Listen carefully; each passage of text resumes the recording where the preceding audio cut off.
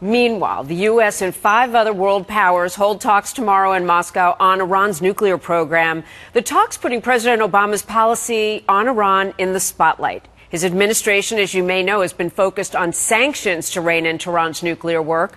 But Republican presidential candidate, assumed candidate, Governor Mitt Romney, saying he'd do the exact opposite of what the president has done. The opposite. What is the best approach with Iran? No one probably knows better than former Israeli ambassador to the United Nations and Fox News contributor Dan Gillerman. Ambassador, good morning. Good morning, Jamie. So nice to have you here. It's great to be with you. More talks. Will anything get done? I hope very much something gets done, but it certainly won't get done through talks. There's been far too little talk and, far too much talk and far too little action. And, you know, the Middle East, our region, our very tough neighborhood, is very much about perception.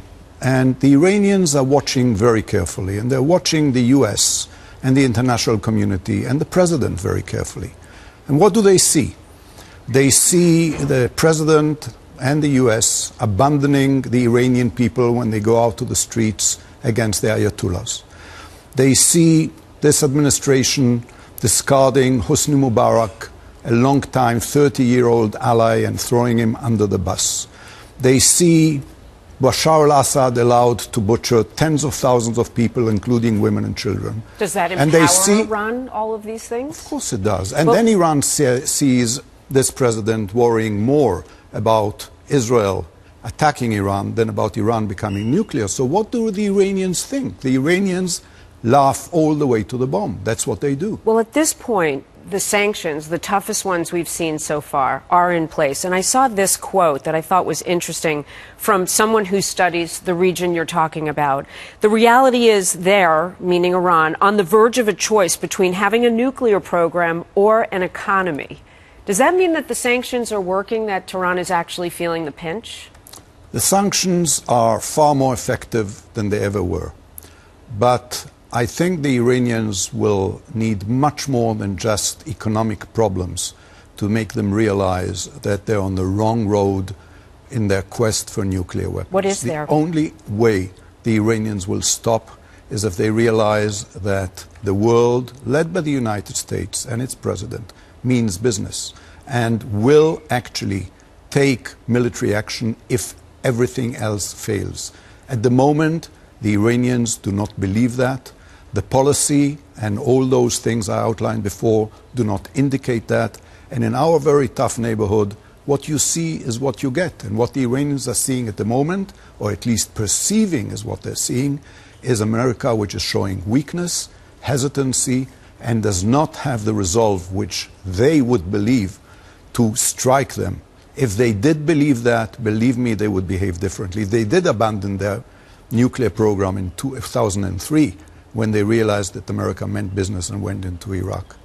What about now? Governor Romney, we're just months away from the election, says he would do exactly the opposite of this administration. Do you get a clear sense of what he means? What do you think Governor Romney would do, let's say, on day one of an administration? Well, you know, Jamie, it's very difficult for me to foresee what Governor Romney would do.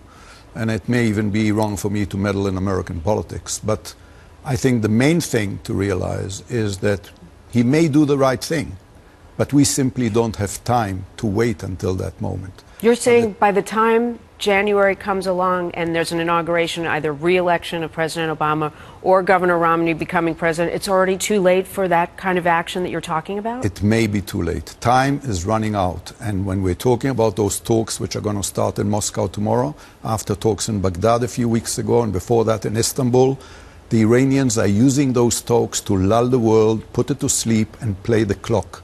And this is money time.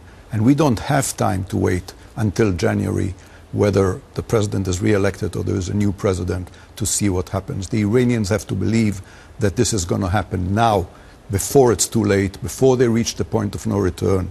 And I assure you, Israel will do everything to make sure they don't get a bomb. But we expect the international community, led by a strong America, to do it, and not just us alone. Ambassador Gillerman, please come back after these talks and tell us what your thoughts are as well.